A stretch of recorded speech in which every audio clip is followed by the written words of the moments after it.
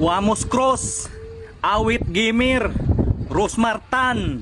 Usapang pagtulong tayo, 'di ba? Matulungin kayo. Try nyo kayang i-check yung mga messenger ninyo. Sigurado ako, maraming nagchat-chat sa inyo para humingi ng tulong. Alam ko, hindi nyo pinapansin yan. Dahil mas binibigyan ninyo ng pansin si Diwata dahil matunog yung pangalan. Pero yung mga nagchat-chat sa inyo sa inbox, binabaliwala nyo lang. Dahil wala kayong mapapala. Dahil yung mga nanghihingi sa inyo walang pangalan, hindi kayang iangat yung mga pangalan ninyo sa social media. 'Di ba? Kung usapang pagtulong tayo, i-try ninyong i-check yung mga messenger ninyo. Sa akin nga na mababang vlogger, kakarampot lang ang kita, maraming nagchat-chat nanghihingi ng tulong. Sa inyo pa kaya na matulungin kamo sa kapwa ninyo na mga malalaking vlogger lang.